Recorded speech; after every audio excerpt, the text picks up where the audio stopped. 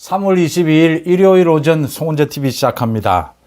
송원석 국민의힘 원내대표, 이 송원석이 오늘 오전에 KBS 일요진단 라이브에 출연을 해서 지금 전국 전체 관련해서 이재명 정권, 민주당, 또 국민의힘의 공천 문제, 이런 전반적인 문제에 대해서 굉장히 중요한 이야기들을 했습니다.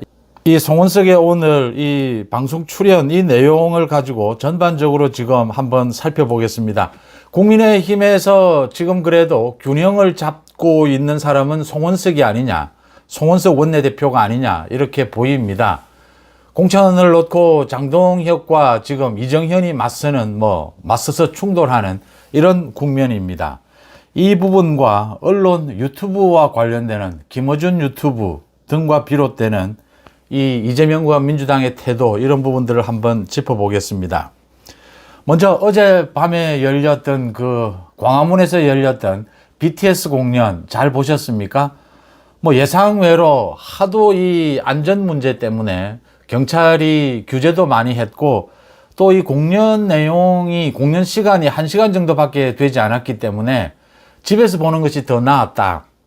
전 세계 190개국에 동시에 생중계가 되었다. 넷플릭스를 통해서. 이 기술의 발달, 어마어마한 기술의 발달, 놀라운 장면들이 많았습니다. 굉장히 질서정연했다. 우려했던 부분이었죠. 이 안전 부분, 그런 부분에 큰 문제가 없이 잘 진행이 됐다. 다행이다. 라고 하는 것이고요. 참 전 세계가 이 광화문을 지켜보는 그런 놀라운 것을 보게 됐습니다. 전체적으로 잘 진행이 됐고, 대한민국의 브랜드를 세계에 알리는 그런 계기였습니다. 우려했던 일도 발생하지 않아서 다행이었습니다.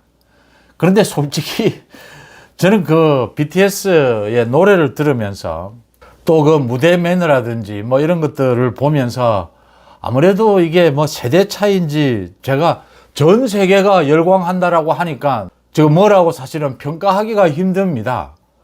제가 이 노래, 음악에 대해서 잘 아는 것도 아니고, 그런데 저는 좀 맞지는 않았습니다. 저런 노래 수준인가? 과거의 BTS에 비해서는 좀 더 떨어진다, 이런 생각도. 문제는 과거에도 제가 BTS 공연을 본 것도 아니고, 자주 본 것도 아니고, 저는 조금 그렇게 재미는 좀 떨어졌는데, 전반적인 이제 이런 기술의 발달, 전 세계적인 대한민국의 홍보, 이 질서정연한 전 세계에서 모여든 아미, BTS 팬들, 이런 것들은 놀라운 것이었습니다. 반면에 대전 공장 화재입니다. 14명이 숨지고 60명이 부상을 당한 참 안타까운 일입니다. 이 수습에 여야 또 이재명까지 거기에 또 가보고 하는 이런 일들이 있었습니다. 이 정치권 모두가 나서서 이런 안타까운 일을 겪은 사람들에 대한 위로, 보상, 또 왜 이 원인, 왜 이런 큰 사고가 발생을 했느냐, 이렇게 거기 불법시설, 지금 운동시설, 이 헬스장은 불법시설이었다, 이런 것들이 드러나고 있습니다. 그런 안타까움도 있었습니다. 송원석이 오늘 KBS에 출연을 해서 한 이야기를 하나하나 한번 짚어보겠습니다. 가장 큰 문제가 대구시장 공천이죠, 지금. 대구시장 공천과 관련해서 송원석이 한 이야기입니다. 특정 인물에 대한 내정설은 사실이 아니다. 이정현 위원장의 공천 방식이 좀 더 세밀하고 세련됐으면 좋겠는데 조금 거칠었다, 이런 이야기를 했습니다. 이 중진 현역 의원들을 컷오프하는 부분, 이 부분은 순차적으로 좀 세련되게 접근할 필요가 있었다. 대구 시민들에게 굉장히 좀 이 설득력 있게 다가가는 것이 중요하지 않았느냐. 지금 전체적으로 우리 당이 민주당에 비해서 이 지지율이 낮다. 국민들의 비호감, 이런 부분들이 많기 때문에 더 열심히 해야 되는 것이 아니냐, 이런 것들입니다. 이 서울시장 그다음 이야기하는데 대구부터 말씀을 드리겠습니다. 장동혁 대표가 오늘 대구시당을 방문을 했습니다. 어제처럼 장동혁 대표는 이 경선하는 것이 맞다. 공정한 경선. 전체가 다 참여하는 이 경선에 무게를 두고 있습니다. 이렇게 이제 수습을 하겠다. 당 지도부의 책임이다. 수습을 하겠다. 이렇게 하고 있습니다. 이정현 위원장은 어제도 뭐 시끄러워도 갈 길을 가겠다. 이 중진들은 컷오프하고 공천혁명을 해야 된다. 이정현은 계속 고집을 하고 있습니다. 이 충돌이 일어나고 있습니다. 송원석이 세련되지는 못했다. 그런데 특정 인물에 대한 내정설은 아닌 것 같다. 소위 이진숙을 비롯해서 뭐 내정된 것은 아니다. 이 이야기입니다. 이정현이 세련되지 못한 것은 사실입니다. 또 국민의힘의 지지율이 낮아서 반발이 더 커지는 부분이 있습니다. 중진 현역 의원들 지금 무소속으로 나오겠다라고 뭐 흰옷 입고 뛰고 있습니다. 협박이죠. 협박이고 정치를 하는 사람들, 특히 오래 정치를 한 사람들은 어떠한 말, 어떠한 행동도 모두 정치적입니다. 정치적 계산을 합니다. 이런 컷오프를 가지고 충돌을 할 때에도 이게 대구 시민들에게 자기가 표를 획득하는 데 얼마나 도움이 될까? 이걸 계산합니다. 그 계산하지 않는 정치인은 거의 없습니다. 오세훈이 장동혁과 지금 각을 세우는 것, 계속 매일같이 각을 세우는 것도 자기 득표 계산이 가장 큽니다. 이렇게 메시지를 내놓습니다. 이 계산을 밑자락에 깔고 말씀을 드리겠습니다. 이게 거칠다라는 표현은 이렇게 지지율이 낮을 때는 이 송원석의 말처럼 이 중진들을 분리해서 컷오프 시키는 방법, 순차적으로 중진들에게 힘을 빼가는 방법들, 뭐 이런 기술들이 동원됐으면 더 세련됐을 것이다. 그런데 이정현의 개혁 공천이 맞습니다. 중진들 컷오프가 맞습니다. 제 송재TV 댓글을 봐도 많은 분들이 뭐 이거 그냥 경선 붙여라. 경선 붙이는 건 가장 쉬운 겁니다. 민주당은 거의 다 경선입니다. 뭐 이 꼴 저 꼴 없습니다. 조용합니다. 이정현이 어제 그 말도 했는데 조용하다라고 하는 것은 죽은 것이다. 살아있으면 갈등은 일어난다. 맞습니다. 정치의 본질은 갈등입니다. 갈등이 대한민국의 모든 갈등이 여의도로 모이고 그걸 이제 수습하는 것이 정치의 업무죠. 여의도의 업무죠. 또 그렇지 않은 부분도 있습니다. 근데 본질적으로 그렇다라고 하는 말씀입니다. 지금 국민의힘이 국민들에게 좀 거부감을 주고 있는데 개혁하는 모습, 이 지금 공천혁명 아니면 뭘로 주겠습니까? 안 되고 있지 않습니까? 모든 부분에. 이거라도 공천혁명을 좀 해야 국민들이 좀 바뀌는 모습 국민들에게 보여줄 수 있는 겁니다. 이것마저 포기하겠다? 그러면 충청북도도 지금 반발하고 있습니다. 김영환도 반발하고 있습니다. 그 어떻게 잠재울 겁니까? 지금 이미 단수공천 한 부분들 다 경선하자라고 들고 일어나면 뭐 어떻게 할 겁니까? 공천이 뭐 당원들의 뜻대로 국민들의 뜻대로 전부 상향식 공천 전부 경선에 붙이면 끝나버리는 겁니까? 민주당은 그렇게 할 수 있습니다. 배가 부르니까 다 가졌으니까. 국민의힘도 그렇게 하면 그냥 지는 겁니다. 국민의힘은 몸부림을 쳐야 합니다. 내가 지지하는 사람이 컷오프 되더라도 참아내야 합니다. 어쩔 수가 없습니다. 모든 것은 균형입니다. 다른 부분에서 국민의힘이 혁신하는 모습을 과감하게 보여줬다면 또 공천은 좀 그러지 않아도 됩니다. 근데 지금 다른 부분이 그렇지 못할 때에는 이 공천 부분이라도 혁신하는 모습을 보여줘야 합니다. 단수 공천과 경선이 잘 어우러져서 그래도 최대치의 경쟁력을 끌어올려야 합니다. 구체적으로 말씀을 드리겠습니다. 지금 대구에 이 중진 의원들 3명입니다. 주호영을 비롯해서 이 3명을 컷오프 시키지 않고 전부 경선 붙이면 뭐 하자는 겁니까? 특히 보수의 안방입니다. 대구에서까지 혁신적인 모습을 보여주지 못하면 다른 지역은 더 어려워집니다. 가장 이상적인 것은 부산입니다. 박형준과 주진우, 주진우와 박형준의 저 대결, 소위 신구 대결, 저 대결은 경쟁력을 끌어올리기에 가장 적합합니다. 저런 모양으로 만들어야 합니다. 경선도 제한적 경선이어야 합니다. 뭐 이정현이 누구를 특정 인물을 내정했다라고 해서 뭐 그대로 되기야 하겠습니까? 그런데 이정현과 장동혁의 이 충돌, 경선으로 가면 후퇴입니다. 뭐 국민의힘은 이렇게 되면 갈수록 희망이 없어지는 겁니다. 공천에서마저 부분적으로 개혁을 못 해낸다?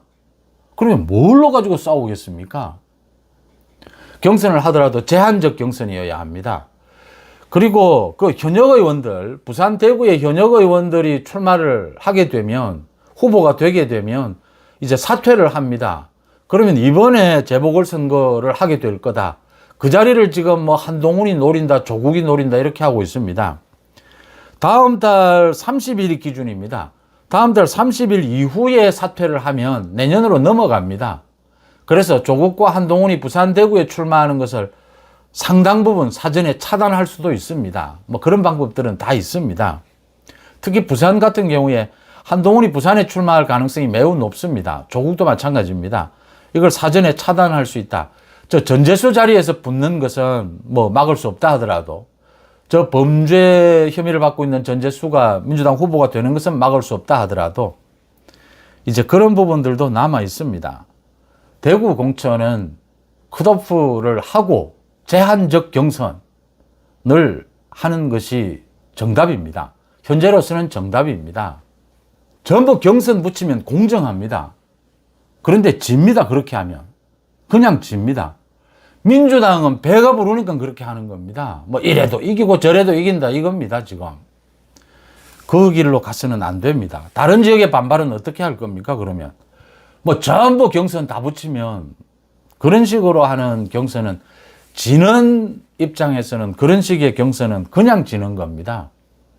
앉아 주거나 뭐 맞아 주거나 굶어 주거나 뭐 다 마찬가지입니다. 일단 싸울 수 있어야 합니다. 그 다음 서울시장입니다. 오늘 중앙당에서 추가 후보 등록을 한 오세훈을 비롯해서 박수민 의원 면접을 합니다. 오세훈과 뭐 이 추가 후보 등록한 사람들. 서울도 어떻게 해야 되느냐. 지금 당에서 나오고 있는 이야기는 어제 제가 이건 방송을 해드렸습니다. 제한 경선을 해야 하지 않겠느냐. 3명 정도 오세훈, 박수민 뭐 이렇게 해서 3명 정도로 추려서 대구처럼 제한 경선을 해야 하지 않겠느냐. 이런 이야기들이 나오고 있습니다. 가급적이면 서울, 대구, 부산처럼 양자대결, 컷오프를 해서 3명 아니라 양자대결로 해야 합니다. 이 서울은 현역 자치단체장이 있습니다. 대구는 없죠. 홍준표가 사퇴를 했기 때문에. 서울은 현역 자치단체장이 있을 경우에는 양자대결로 하는 것이 실질적 경쟁입니다. 뭐 꼭 집어서 말씀을 드리면 오세훈과 박수민, 박수민과 오세훈의 부산처럼 양자대결로 가는 겁니다. 신구 대결. 사실은 자치단체장이 3선에 도전하고 5선에 도전하고 하는 것은 무리입니다. 이 3선 도전은 하지 않는 것이 사실은 더 바람직한 것인데 지금 오세훈, 박형준은 하겠다라고 하고 있습니다. 뭐 경험이 많다라는 장점은 있습니다. 인지도도 높고. 그러면 새로운 인물과 이렇게 양자대결을 벌이는 것이 맞다. 대구는 3자 경선 정도도 괜찮지만 제한 경선. 서울은 이 양자대결을 펼치는 것이 맞다. 이렇게 보입니다. 서울은 지금 이 제한적 경선을 하겠다. 이런 식으로 방향을 잡고 있습니다. 대구는 지금 뭐 전체 경선을 붙인다라고 하는데 그건 사실은 지는 입장에서 국민의힘 지고 있는 입장에서 혁명적인 개혁적인 공천을 하겠다. 이기는 공천을 하겠다라는 자세가 아니다라는 것 다시 한번 말씀을 드리고요. 그 다음 넘어가겠습니다. 추가 경정 예산을 편성하겠다. 그래서 또 돈 풀기 하겠다라고 하면서 이재명이 중동 전쟁을 핑계로 대고 있습니다. 이란 전쟁을 핑계로 대고 있습니다. 이걸 가지고 송원석이 전쟁 추경을 하겠다라는 것이다. 지금 이란에서 전쟁이 났는데 이걸 또 핑계를 대고 전쟁 추경을 하겠다라는 것이다. 이건 선거용 돈풀기다. 선거용 매표 행위다. 이 포퓰리즘이다. 지금 이 이야기를 했습니다. 이란 전쟁에 대해서 트럼프 대통령의 압박에 대해서 이재명이 뭐 늦게 대응을 하고 있습니다. 어떻게 해서든지 지금 파병 문제도 일본 뒤에 어떻게 눈치 보고 있고 지금 세계의 뭐 대부분의 국가들이 하고 있는 그 호르무즈 해협 봉쇄에 대해서 규탄하는 성명에도 뒤늦게 이름을 올리고 이렇게 굉장히 소극적으로 대응을 하고 있습니다. 그런데 예산 편성을 하는 데는 뭐 이 전쟁을 또 이용을 합니다. 이 전쟁 때문에 예산을 편성해야 된다고 합니다. 지방선거용 돈 풀기다라는 이 지적은 뼈를 때리는 부분이다. 이런 부분들을 자꾸 키워가야 합니다. 지금 이재명은 매일같이 오늘도 자기 그 성남시장 시절에 그 조폭과 연루되어 있다라는 부분이 이게 허위 사실로 드러났다. 대법원 판결이 나왔다. 그래서 전체 언론에 대해서 사과하라라고 하고 언론도 책임을 져야 한다. 책임 없는 언론, 그건 언론의 자유가 아니다. 연일 이야기를 하고 다주택자, 비거주 주택 가지고 있는 사람들은 부동산 정책에 지금부터라도 모두 제외를 시켜라. 다 빼내라. 계속 거짓 선동들을 하고 있습니다. 부동산만은 잡겠다. 주가는 올리겠다. 많은 선동들을 하고 있습니다. 국민들 이 개별적으로 그룹을 해서 이익을 안기는 돈 살포까지 하는 굉장히 정밀한 이런 표 관리, 거짓 선동을 계속하고 있습니다. 이재명이 이렇게 하고 있는데 국민의힘은 나오는 메시지가 너무 없습니다. 당 지도부, 송원석 다 마찬가지입니다. 매일같이 수십 개씩 나와야 합니다. 국민의힘에서도 민생을 이야기하는, 그게 현실화되든 되지 않든 야당으로서 추진하겠다라는 약속을 국민들 앞에 지역적으로 계층적으로 모두 쪼개서 가슴에 와 닿는 그런 주장들을 계속 국민의힘에서 메시지가 나와야 합니다. 공천으로 갈등은 갈등대로, 또 민생을 챙기는 민생 메시지는 메시지대로 쏟아져 나와야 하는 겁니다. 지금 선거 국면이지 않습니까? 특히 이런 부분 전체를 고려해서 지금 너무 처져 있다. 자신감을 가져야 한다. 정치인은 말로 하는 겁니다. 메시지 싸움입니다. 이 부분을 짚지 않을 수가 없습니다.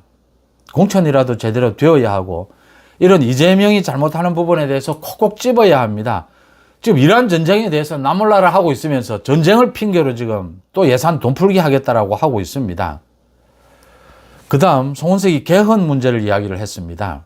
이 개헌, 지금 지방선거 때 개헌을 하겠다라고 하고 있습니다. 합의할 수 있는 것만 개헌을 하겠다. 또 이것도 거짓 선동입니다. 대통령이 계엄을 거의 못 때리도록 지금 이런 것도 들어가 있습니다. 개헌을 밀어붙이고 있습니다. 이재명도 이제 개헌을 입에 올렸습니다. 이 개헌, 블랙홀이죠. 개헌이 문제가 되면 10표입니다. 국민의힘에 지금 10표가 이탈을 하면 이 개헌 국회를 통과합니다. 그러면 국민투표에 붙일 수가 있습니다. 국민의힘에 지금 10표입니다. 이 단속이 되겠느냐라는 부분 생각해야 됩니다. 일단 이 개헌으로 거짓 선동하고 지방선거 판을 지금 또 흔들겠다라는 이재명의 계산입니다. 개헌 지금 보면 합의 못할 게 없습니다. 계엄 선포를 더 까다롭게 하고 큰 문제가 없는 지방 분권 이런 것들만 이야기합니다. 그 뒤에 뭐가 있겠습니까? 개헌의 물꼬가 트이면 이재명 집권 연장입니다. 이 연임입니다. 이걸 노리고 있는 것이죠. 또 이재명이 저질러 놓은 저 많은 위헌적인 법률들, 저걸 헌법 개정을 통해서 전부 합헌화시키는 것입니다. 이걸 노리고 있는 거죠. 국민의힘에서 10표가 이탈을 하면 국회를 통과합니다. 지금 이런 여론 지형에서 국민투표에 붙이면 국민들의 투표로 이걸 막아낼 수 있겠느냐? 이게 쉽지 않을 것이다.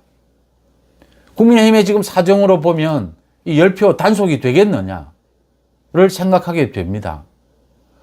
이재명과 민주당, 이재명이 정청래, 김어준을 때려잡으면서 민주당도 개딸이 2개로 쪼개졌습니다. 그런데 이재명이 교묘하게 이걸 봉합해 가고 있습니다. 8월 전당대회를 앞두고도 이 민주당이 분당되지는 않을 겁니다. 분열되지는 않을 겁니다. 대통령 권력이라는 게 있다라고 하는 것이죠. 대통령 권력은 어마어마한 것입니다. 인사나 예산에서. 국민의힘은 지금 이게 없습니다. 소위 친윤, 친한 충돌을 계속하고 있습니다. 이걸 어떤 형태로든지 봉합하지 않으면 이 개헌이 터진다라고 하는 것입니다. 5, 6개월 전부터 이게 위험성이 있었던 것이죠. 정치는 이렇게 많은 부분들을 다 보고 계산해 가야 하고 많은 부분들 중심을 잡아가면서도 많은 여유들을 많은 가능성에 대한 대비를 해 가야 되는 복잡한 작업들입니다. 5천만 국민들이 요구하는 것이 그 요구가 다 다릅니다. 5천 가지입니다. 이런 부분을 짚지 않을 수가 없습니다. 송원석이 또 이야기를 했습니다. 국정조사 지금 이 필리버스터를 하고 있죠. 이제 공소청, 중수청은 통과가 됐습니다. 검찰은 없어졌습니다. 핵심 보안 수사권은 뒤로 넘겨놨습니다. 그러고서 이제 조작 기소 국정조사 하겠다. 이것 가지고 지금 필리버스터를 하고 있습니다. 뭐 오늘 국회를 또 통과할 겁니다. 이재명 자기 재판 없애기다. 이재명 자기 재판을 없애기 위해서 자기가 무죄가 되기 위해서 검찰의 기소가 조작됐다. 이 답을 정해놓고 국정조사를 합니다. 특검을 하겠다라고 검찰을 압박합니다. 이제는 없어진 검찰입니다. 공소청, 중수청 뭐 굉장히 강하게 통과를 시켰습니다. 이재명의 뜻이 아닌데 보안 수사권이 남아 있으니까 정청래 김어준이 주장하는 이대로 약간 양보를 해서 봉합을 했습니다. 이재명 자기 재판은 완전히 철저하게 없애버리겠다. 이제 뭐 재판 소원도 되어 있고 법 왜곡죄도 되어 있습니다. 무엇이든 할 수 있습니다. 검찰에 반격이 있어야 하는데 보안 수사권을 넘겨놓았기 때문에 지방선거 전에 검찰의 반격은 예상하기 힘듭니다. 검찰이 반격하고자 한다면 지금 이재명은 직권 남용을 한 것들이 구체적으로 많이 있습니다. 그 윤 대통령이 마약 수사에 개입했다라고 하는 저 부분은 명확한 직권 남용입니다. 현직 대통령의. 그 수사팀을 어떻게 꾸려라고까지 지시를 한 부분은 명확한 직권 남용입니다. 현직 대통령이 기소할 수는 없어도 수사에 착수할 수는 있습니다. 이런 부분들을 교묘하게 피해가고 있다라고 하는 것입니다. 이런 것들을 송원석이 전체적으로 짚었습니다. 이제 이 김어준으로 대표되는 이 유튜브 언론의 부분을 좀 말씀을 드리겠습니다.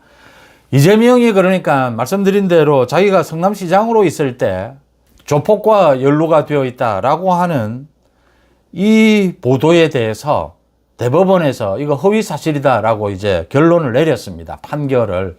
그래서 이재명이 전 언론에 대해서 사과하라라고 해서 언론사마다 사과한 데도 있고 사과하지 않은 데도 있고 지금 뭐 이렇게 섞여 있습니다.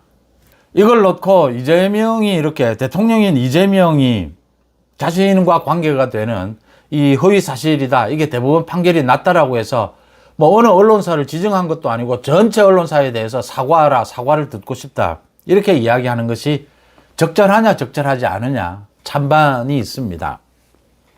이재명이 누구나가 허위 사실로 피해를 입으면 누구나 언론사에 대해서 이 사과하라 요구할 수 있습니다. 또 이 허위 사실을 교정하라라는 걸 요구할 수도 있습니다. 법을 통해서도 요구할 수 있습니다. 대법원 판결, 사법부의 판결이 나왔다라고 해도 지금은 뭐 사법부의 판결에 대해서 이쪽이든 저쪽이든 마음에 들지 않으면 비판할 수도 있습니다. 많이 비판하죠, 지금 진영이 나뉘어서. 그런데 다른 사람도 아니고 대통령이 자신이 피해를 당했다라고 하더라도 명예훼손, 대통령이 이렇게 전체 언론에 대해서 이렇게 하는 것은 협박이 아니냐, 언론 자유에 대한 협박이 아니냐라는 반론도 있습니다. SBS죠. 그것이 알고 싶다. 8년 전에 방송한 부분에 대해서 이재명이 사과하라라고 해서 SBS 그것이 알고 싶다 해서 사과를 했고, SBS 노조에서 대통령이 이렇게 하는 것은 노조, 이 언론 탄압이다. 언론 자유에 대한 탄압이다라고 반박을 하고 나섰습니다. 국민의힘도 일부 이 부분은 대통령이 너무 심하다 반박을 하고 있습니다. 또 여기에 대해서 이재명이 오늘 오전에 책임을 지지 않는 언론의 자유는 그런 자유는 없다. 언론의 자유도 책임을 져야 한다. 라고 이야기를 했습니다. 민주당에서 김어준이 공소취소 거래서를 방송을 하고 난 이후에 이 김어준을 놓고 민주당의 대부분 친명, 이재명은 저 김어준의 유튜브와는 이제 완전히 단절하자, 거리를 두자 라고 하고 있고, 김어준, 정청래는 김어준을 좀 감싸면서 이게 당권 투쟁 다 맞물려 있습니다. 김어준을 좀 비호하는 이런 모습을 보이고 있습니다. 김어준은 뭐 자기가 뭐 몰랐다, 공소취소 거래설 뭐 이런 식입니다. 이런 전체 언론, 유튜브 이걸 어떻게 바라봐야 하느냐라는 것입니다. 김어준의 뭐 가짜뉴스는 어제 오늘 일도 아니고 민주당의 이 당권 투쟁, 이건 김민석과 정청래의 갈등, 조국과 정청래 합당에 대한 반대 뭐 이런 것들로 많이 드러나 있습니다. 이재명이 겨우 봉합해 가고 있습니다. 검찰개혁을 놓고도 갈등은 일어났는데 이재명이 봉합해 가고 있습니다. 대법원의 판결, 법원의 판결은 일단 보수라면 법원의 판결은 존중해야 합니다. 좌파들이 법원의 판결을 무시하더라도 보수는 그래서는 안 된다라고 보고 대한민국의 70%가 넘는 것으로 추정하는 보수는 사법부의 판결을 존중하고 있다라고 봅니다. 사법부의 판결에 정말 받아들일 수 없는 것이 있다면 조목조목 유창훈의 이재명 석방은 이 유창훈이 한 이 판결 이 부분이 문제가 있기 때문에 반대한다라고 비판할 수 있습니다. 그런데 전체적으로 두루뭉술하게 사법부의 판단 못 믿겠다 이런 식은 보수의 태도는 아니라고 봅니다. 이재명에 대해서 조폭과의 연루설에 대해서 대법원까지 판결이 났다면 이게 허위사실이다라고 판결이 났다면 이건 존중해야 된다고 생각합니다. 허위사실이라고 하더라도 언론이 그걸 보도하는 합리적인 추론의 영역이었다면 뭐 크게 문제되지 않을 수도 있습니다. 허위사실과 가짜뉴스는 이게 거짓말이라는 걸 알았느냐 몰랐느냐의 부분입니다. 가짜뉴스는 가짜뉴스 그걸 알고 보도를 했다. 또 그 보도에 중대한 과실이 있었다까지가 포함됩니다. 허위사실로 결론이 났다면 사과를 하는 것은 당연합니다. 사과를 하면서 이야기하면 됩니다. 이 언론으로서는 이렇게 이 합리적인 근거들이 좀 있었기 때문에 이렇게 방송할 수밖에는 없었다. 하지만 허위사실로 드러났기 때문에 교정한다 라고 하는 것이 언론의 책임입니다. 언론의 자유입니다. 언론의 자유는 언론의 책임, 동전의 양면입니다. 그 부분은 그렇게 정리하는 것이 맞고요. SBS 노조가 여기에 반박을 한 것은 뭐 언론사 노조는 흔히 이렇게 반박을 합니다. 그런데 무게감은 없습니다. 허위사실이 SBS에 과실이 없었다 하더라도 허위사실이 나오게 되면 언론은 반성하는 것은 맞습니다. 그런데 여전히 대통령인 이재명이 자기가 관계되는 피해를 입었다라고 해서 대통령이 전체 언론을 대상으로 해서 사과하라고 말한 것은 부적절합니다. 정무적으로 부적절합니다. 그 부분에 언론에 대한 협박의 부분이 있었습니다. 그게 있었다라고 해서 허위사실에 대한 언론사의 사과 부분이 뭐 없어도 된다라는 건 아닙니다. 그 부분은 그 부분대로 짚어야 합니다. 이제 김어준의 유튜브와 거리를 두는 이재명이 단절하는 친명, 민주당 대부분이 단절하는 이걸 쳐다보면서 또 언론사 노조는 민노총입니다. 민노총의 가장 중심되는 조직 중에 하나가 언론사 노조입니다. 전국의 언론사 노조는 다 민노총에 가입이 되어 있습니다. 저도 뭐 언론사 노조에 거의 뭐 30년 가까이 가입이 되어 있는 언론사는 전부 그 민노총으로 자동으로 가입이 되어 있습니다. 이재명의 이런 태도입니다. 언론사 노조에 대해서 이재명이 굳이 반박하지 않아도 되는데 자기 편이지 않습니까? 민주당 편이지 않습니까? 반박합니다. 김어준 유튜브는 이재명 대통령을 만드는데 결정적인 기여를 했죠. 뭐 상황이라고 이야기하죠. 저런 김어준도 단절을 합니다. 사실상 거의 단절입니다.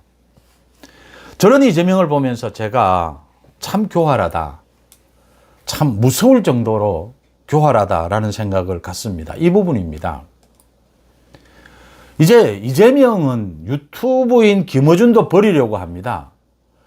자신을 밑도 끝도 없이 지지했던 강성 개딸들을 버리려고 합니다. 무엇을 위해서? 보수 대통령이기 때문에, 보수 대통령을 지향하기 때문에. 이재명은 지금 60%, 70%의 국민을 모두 자기 지지층으로 끌어들일 수 있다고 생각합니다. 이재명의 승부수입니다. 소위 민자당처럼 가겠다라는 겁니다. 일본에. 그래서 장기 독재, 장기 집권을 하겠다라고 하는 것입니다. 여기에 걸림돌이 되는 정청래, 김어준은 이제 배제하고 그 뒤에 모여있는 기존의 개딸들을 전부 쳐내겠다라고 하는 것입니다. 반발이 심해지면 봉합하고 넘어갑니다. 이재명이 승부수를 던진 겁니다. 저는 이게 무서울 정도로 교활하다라고 생각을 합니다. 여기에 대해서 전략적으로 보수파가 대응을 해야 된다. 대비해보면 됩니다. 보수파는 이렇게 하고 있느냐라는 겁니다.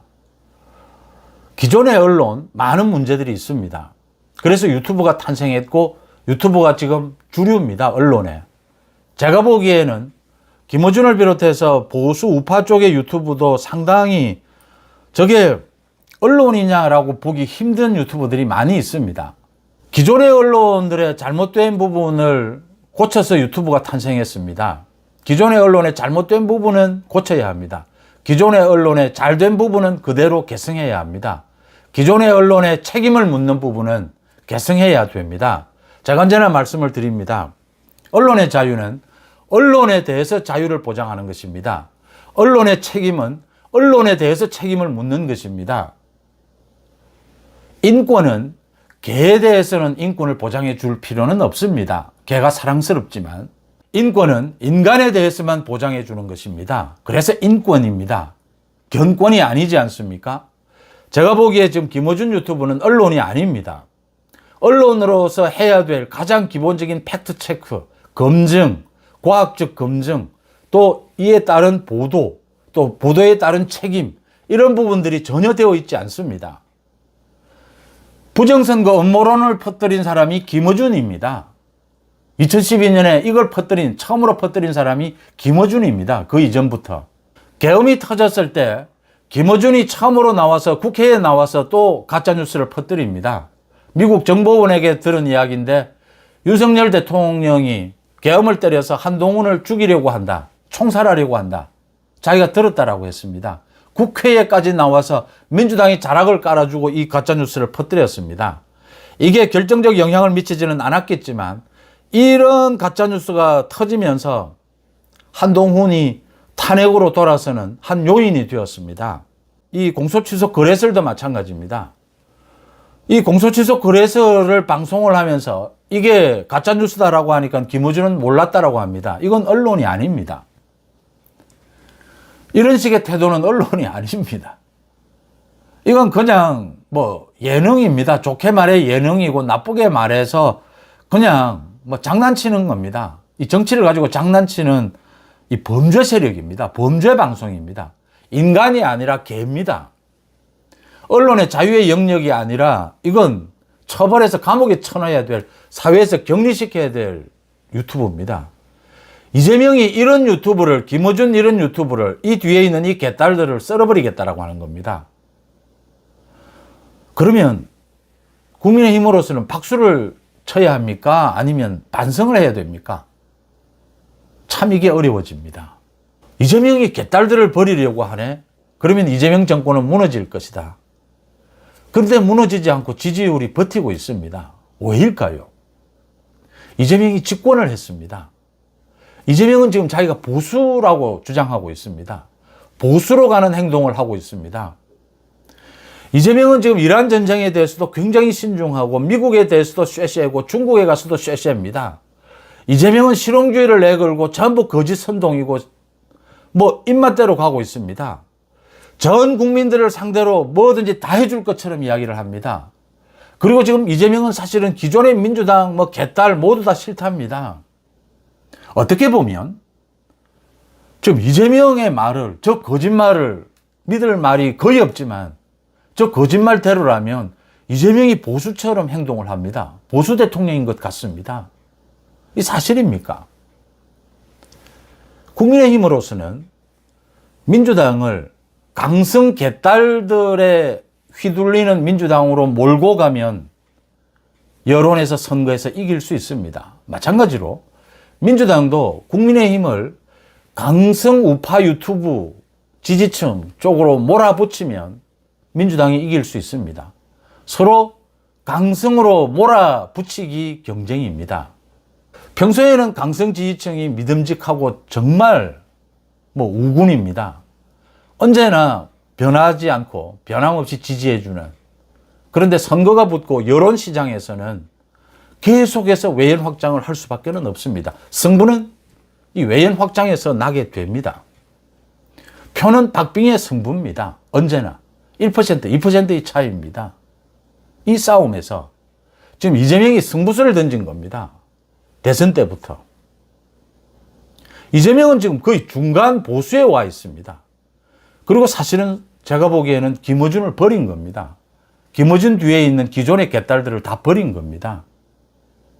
이 거짓쇼를 펼치고 있습니다. 그런데 국민의힘은 지금 오른쪽 우측으로 와 있습니다. 여기에서 지금 진출을 하지 못하고 있습니다. 이 거짓 가짜 이재명의 보수 대통령 거짓말을 요격을 하지 못하고 있습니다. 이걸 밀어내지 못하고 있습니다. 언론이 아닌 유튜브, 언론으로서 가장 기본적인 시스템 책임을 다하지 않는 유튜브와 같이 가는 정당은 위험합니다. 함께하는 정치는 위험합니다. 그런 유튜브들의 특징이 있습니다. 김어준을 생각하시면서 제 특징을 들으시면 이해가 빠르실 겁니다. 이런 유튜브들은 자기들이 이 지지하는 정치, 정당에 자기들이 굉장히 큰 기여를 했다라고 공개적으로 떠듭니다. 과시합니다. 그래서 이 시청률을 높이고 구독자를 넓혀갑니다. 김어준이 그랬지 않습니까? 이재명 당선에, 문재인 당선에 결정적인 기여를 한 김어준이다. 자기가 지분이 있다. 상황이다를 언제나 과시합니다. 물론 가짜뉴스를 기본에 깔고 있습니다. 필요하면 음모론 언제든지 퍼뜨립니다. 정교하게 갈수록 정교해지고 있습니다. 공천에 개입할 수 있고 자기가 추천하는, 자기가 지지하는, 김어준 방송에서 지지하는 정치인은 언제든지 띄울 수 있고 당선시킬 수 있다는 걸 언제든지 과시합니다. 이 김어준 방송에 모여있는 구독자의 힘으로 뭐든지 다 할 수 있다라고 언제나 결의하고 공감하는 그런 태도를 보입니다. 되돌아보시면 조선일보, KBS, MBC, 중앙일보 모두 기존에 힘 있는 언론들이었습니다. 겉으로 대놓고 이런 짓은 하지 않았습니다. 물밑에서 이런 짓은 해도. 그런데 유튜브는 이제 그 부분을 깨버립니다.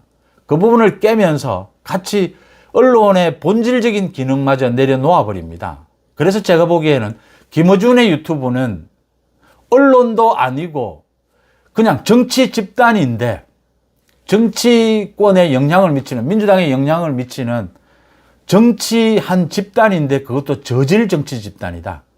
개딸들이 모여있는 저질 정치 집단이다. 저 집단과 함께하는 정당, 정치는 망합니다. 망해야 합니다. 그런데 이재명은 집권을 했습니다. 이제 저걸 쳐내려고 하는 것입니다. 국민의힘은 집권도 하지 못했습니다. 김어준 방송 같은 유튜브를 국민의힘이 지금 집권도 하지 못한 국민의힘이, 지고 있는 국민의힘이, 따라가야 될 국민의힘이 어떤 태도를 취해야겠습니까? 지금 국민의힘에서 그래도 송원석이 좀 그래도 균형을 잡고 있다. 송원석이 주도해서 의원총회에서 소위 결의문을 통과를 시켰습니다. 윤어게인에 대해서 어떻게 한다.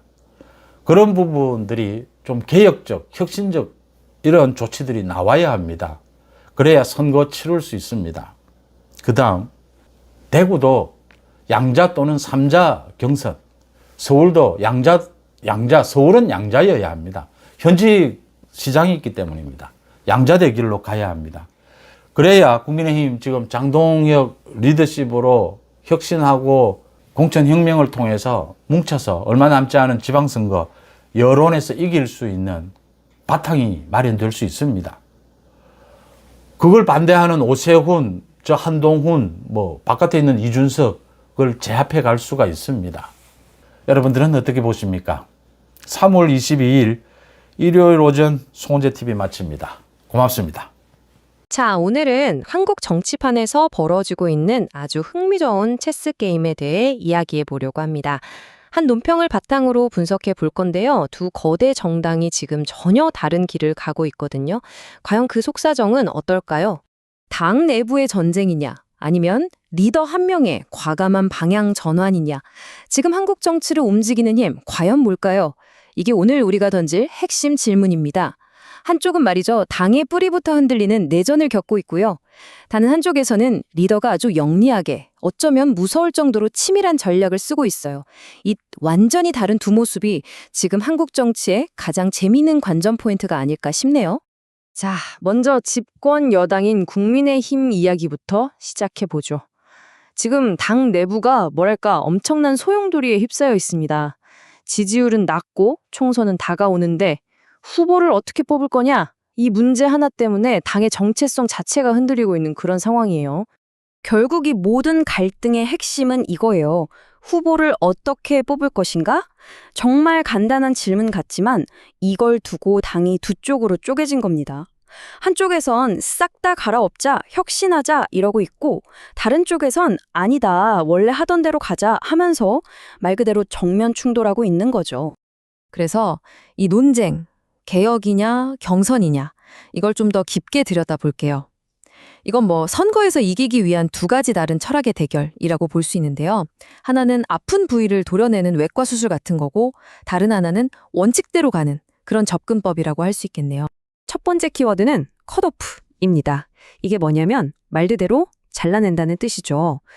당 지도부가 이대로는 안 되겠다. 뭔가 새로운 모습을 보여줘야 해 라고 판단해서 좀 오래 활동했거나 논란이 있는 중진 정치인들을 아예 공천 신청도 못하게 막는 거예요. 위에서 아래로 내려꽂는 아주 강력한 개혁 방식이죠. 그 반대편에 있는 게 바로 경선입니다. 이건 뭐 우리한테 훨씬 익숙하죠? 후보가 되고 싶은 사람들이 전부 나와서 경쟁을 하는 거예요. 그리고 당원들이나 국민들이 직접 투표로 이 사람이 좋겠다 하고 뽑는 거죠. 컷오프랑은 정반대로 아래에서 위로 결정되는 방식이라고 보면 됩니다. 자, 보세요. 이 두 가지 길이 어떻게 다른지 한눈에 보이죠? 왼쪽의 컷오프는 뭐랄까 완전 혁명이에요. 리스크는 엄청 크죠. 잘못하면 당이 완전히 깨질 수도 있으니까요. 하지만 성공하면 당의 이미지를 한 방에 바꿀 수 있는 카드입니다. 반면에 오른쪽의 완전 경선은 훨씬 안전한 길이죠. 예측 가능하고 절차를 따르는 전통적인 방식이고요. 바로 이 지점에서 논평가가 아주 강한 주장을 합니다. 지금 국민의힘 처지에 무슨 완전 경선이냐는 거예요. 그건 이기고 있는 정당이나 하는 쉬운 길이고 사치라는 거죠. 지금처럼 위기 상황일 땐 좀 거칠더라도 컷오프 같은 충격 요법이 무조건 필요하다. 이렇게 말합니다. 그러면서 대안으로 부산 모델을 이야기하는데요. 이게 뭐냐면 일단 컷오프로 몇 명 정리하고 그 다음에 남은 사람들끼리 제한적으로 경선을 붙이는 방식입니다. 자, 이제 판을 완전히 바꿔서 야당 쪽으로 가보겠습니다. 국민의힘이 내부 문제로 시끄러울 때 야당의 이재명 대표는 뭐라고 있을까요? 논평가는 지금 이 대표가 보여주는 행보가 그냥 단순한 전략 수정이 아니라고 봐요. 이건 뭐랄까 거의 자기 자신을 완전히 다른 사람으로 재창조하는 아주 치밀하고 무서운 과정이라는 분석을 내놓습니다. 논평가가 이재명 대표의 전략을 보면서 이런 표현을 썼어요. 무서울 정도로 교활하다. 굉장히 강한 표현이죠. 그만큼 이 대표의 정치적 계산과 결단력이 보통 수준이 아니라고 보고 있는 겁니다. 논평가가 분석한 이재명 대표의 전략은 크게 4단계로 나뉩니다. 한번 보시죠. 첫째, 자기의 가장 열성적인 지지층, 좀 극단적이라고 평가받는 사람들과 선을 긋는다. 둘째, 외교 문제 같은 데서는 오히려 보수 정치인처럼 행동해서 중도층의 마음을 산다. 셋째, 국민들에게 직접 돈을 주는 것 같은 정책으로 대중적 인기를 관리한다. 그리고 마지막, 장기적으로는 아예 헌법을 바꿔서 자신의 권력 기반을 단단히 굳힌다. 이 모든 것의 목표는 딱 하나예요. 기존의 지지층을 넘어서 스펙트럼을 넓히겠다는 거죠. 자, 그럼 이 전략의 가장 대표적인 사례가 뭘까요? 바로 미디어와의 관계 설정입니다. 특히 과거에는 아주 가까웠던 동맹, 유명 유튜버 김어준 씨와 거리를 두는 모습, 이게 아주 상징적인 장면이라고 논평가는 지적합니다. 말 그대로 더 큰 정치 게임을 위해 체스의 말을 버리는 듯한 모습이라는 거죠. 논평가는 김어준 씨의 방송에 대해서 정말 신랄한 비판을 합니다. 이건 언론이 아니라 범죄 집단이다. 감옥에 보내야 한다는 수준의 발언을 해요. 자, 여기서 중요한 건 이 평가가 맞냐 틀리냐가 아니고요. 이재명 대표가 바로 이런 강성 이미지의 인물과 거리를 두는 것, 이게 바로 중도 확장을 위한 전략적 행보라는 논평가의 분석을 뒷받침하는 근거라는 점입니다. 논평가의 시각은 이렇습니다. 세상에는 두 종류의 미디어가 있다는 거죠. 하나는 사실을 확인하고 틀리면 책임지는 책임 있는 언론. 다른 하나는 음모론을 퍼뜨리고 책임은 지지 않는 사실상 정치단체처럼 움직이는 활동가 유튜브. 그리고 김어준 씨의 채널을 바로 이 후자로 분류하고 있는 겁니다. 그러니까 이제 그림이 맞춰지시죠? 논평가의 주장은 이겁니다. 이재명 대표가 과거의 미디어 동맹을 손절하는 것처럼 보이는 이 모든 행동은 감정적인 게 아니라 철저하게 계산된 정치적 행보다. 왜? 바로 정치 지형의 가장 중요한 땅인 중도를 차지하기 위해서라는 거죠. 자, 그럼 이제 마지막으로 정리해볼 시간입니다. 한쪽은 내부 분열, 다른 한쪽은 리더의 전략적 선회. 지금 한국의 두 거대 정당은 완전히 다른 미래를 향해 가고 있어요. 이 두 개의 전략이 어떻게 다른지 한번 최종적으로 비교해보죠. 이 표를 보시면 한눈에 정리가 될 겁니다. 먼저 국민의힘, 핵심 과제는 뭐죠? 당내 분열과 낮은 지지율. 그래서 꺼내든 전략은 바로 공천혁명. 리스크는 당이 쪼개질 수 있다는 거죠. 자, 그럼 민주당은요? 핵심 과제는 너무 강성이라는 이미지, 그리고 극단적인 지지층이죠. 그래서 이재명 대표가 선택한 전략은 핵심 지지층을 버리더라도 중도로 가자는 겁니다. 당연히 리스크가 있죠. 집토끼를 잃을 수 있으니까요. 하지만 논평가는 이 대표가 그 리스크를 잘 관리하고 있다고 보는 거고요. 정말 흥미로운 대결 아닌가요? 생존하기 위해 자기 자신과 싸워야 하는 정당, 그리고 이기기 위해 자기 편을 버려야 하는 리더. 과연 이 두 개의 완전히 다른 전략 중에서 어떤 것이 한국 정치의 미래를 바꾸게 될까요? 한번 생각해 볼 만한 질문인 것 같습니다.